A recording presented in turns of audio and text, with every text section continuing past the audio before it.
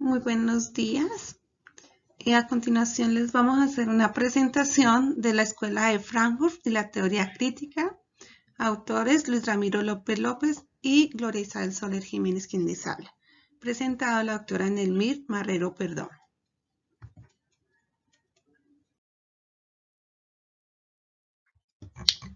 La llamada Escuela de Frankfurt surge con la fundación en 1923 del Instituto para la Investigación Social, como centro canalizador de una serie de intereses comunes.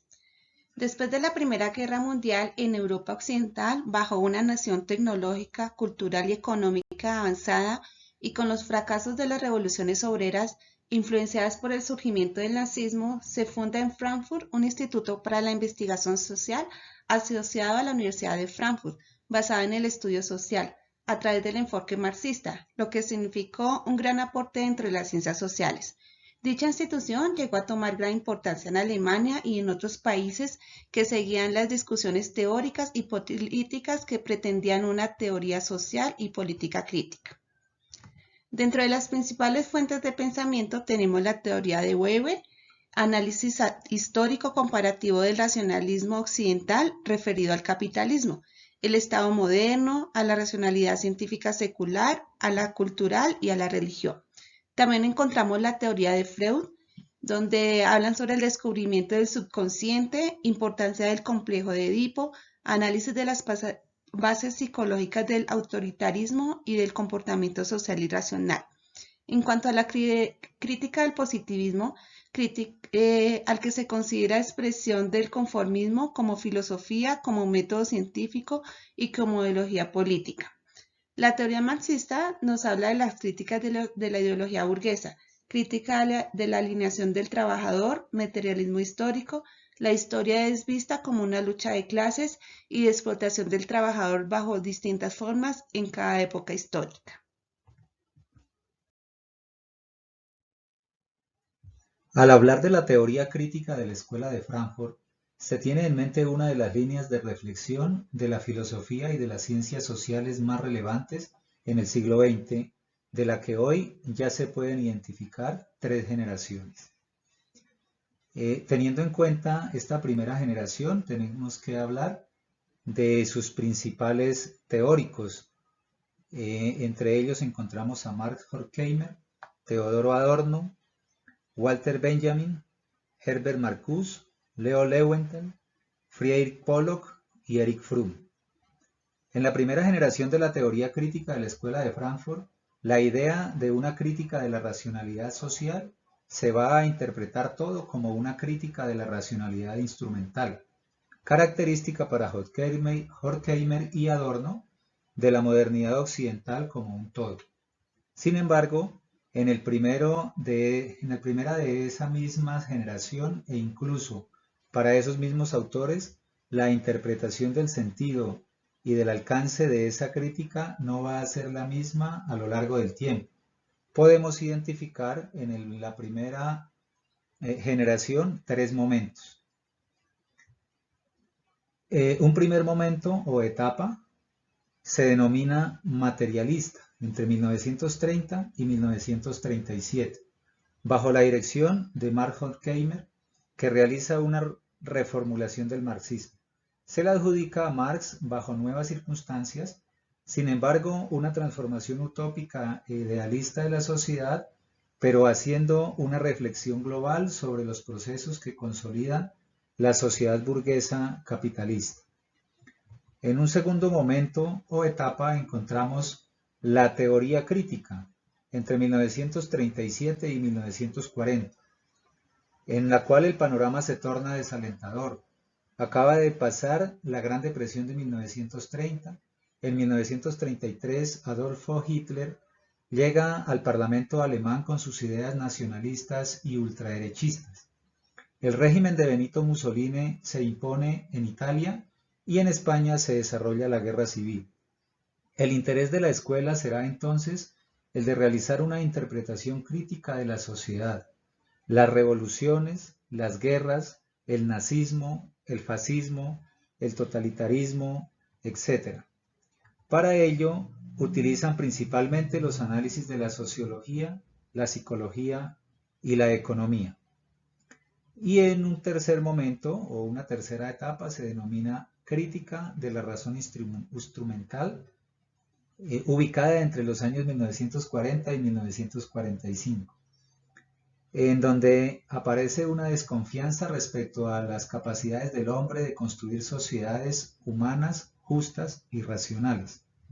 Es lógico que luego de las atrocidades cometidas en la Segunda Guerra Mundial, el sentimiento general sea de pesimismo y de tristeza.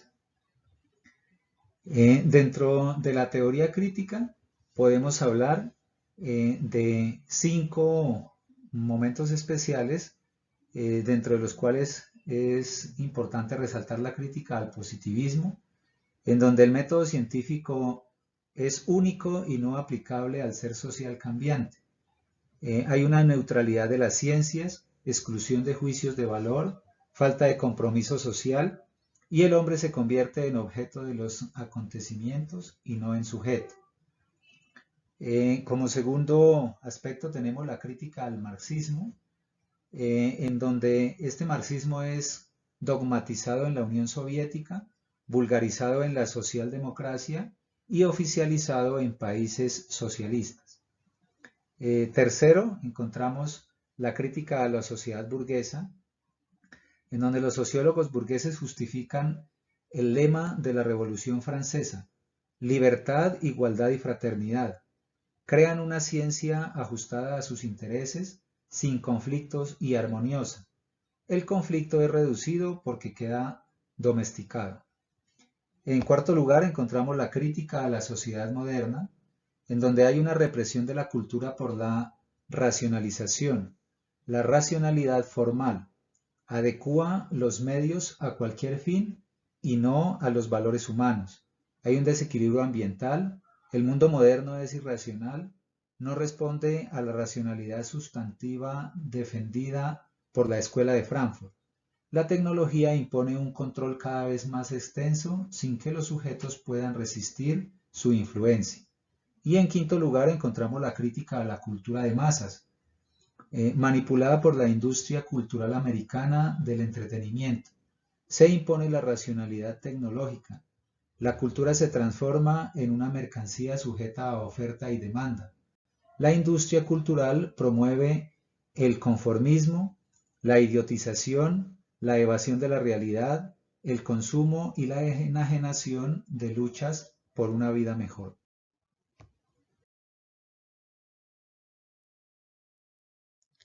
En la teoría crítica encontramos también una segunda generación, que es a partir de la década de los años 60, cuyo principal representante es Habermas y nos habla sobre la racionalidad comunicativa. Dentro de los problemas abordados por el programa de investigación de Habermas encontramos 4 líneas de trabajo. La primera línea de trabajo se denomina problemática de la legitimidad en las sociedades modernas. Esta discrepa de Weber en cuanto a la relación sociedad-poder, ya que aquel creía que la legitimación proviene de la creencia de la sociedad en los argumentos del poder. Habermas relaciona la legitimidad con la verdad y está con la esfera pública, crítica autónoma en una democracia. En una segunda línea de trabajo encontramos el mundo de la vida social y el sistema poder. Considera que la sociedad está compuesta del mundo de la vida, que es todo lo relacionado con el sistema cultural, social de la personalidad, y del sistema. Ambos han desarrollado un proceso de racionalización ascendente y el sistema ha terminado imponiéndose y colonizando al mundo de la vida. Es decir, la modernización capitalista hace que el dinero y el poder constituyen las formas no lingüísticas que deforman las estructuras simbólicas del mundo de la vida. Propone un reencuentro dialéctico entre ambos. En una tercera línea de trabajo tenemos el comprender la acción social como comunicación. A nivel abstracto y de su estructura lógica, la acción comunicativa adquiere un estatus universal y a nivel pragmático, el lenguaje constituye su elemento determinante para establecer acuerdos no de forma directa, sino reflexiva. Y en una última línea de trabajo, encontramos el intento por ver la rehabilitación comunicativa de la razón. la cual es realizada, se constituye en el medio de transformación del mundo. Es la razón comunicativa y no la razón subjetiva con su carácter intersubjetivo la que resalta.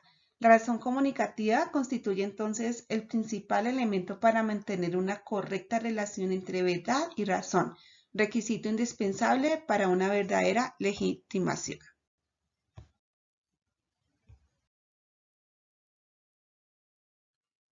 La tercera generación de la Escuela de Frankfurt es denominada Teoría y Crítica del Reconocimiento, cuyos principales autores están Anthony Giddens y Axel Honneth.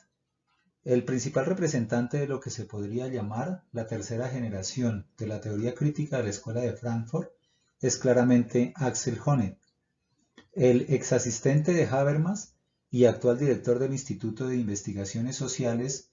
Se ha ocupado en los últimos años de restablecer no solo el vínculo interrumpido por Habermas entre los representantes de la teoría crítica y el Instituto de Frankfurt, como también, además, de desarrollar una línea de crítica de la sociedad a partir de una perspectiva teórica propia, de reflexionar acerca de la historia y las perspectivas de una teoría crítica en los moldes frankfurtianos. Esta generación también ha estudiado los problemas del capitalismo global. Inicialmente estudian la tendencia a la desnacionalización de las economías, debilitamiento de los estados nacionales. En segundo lugar, a los flujos migratorios, desequilibrios ecológicos, concentración de las riquezas y aumento de la pobreza en el mundo.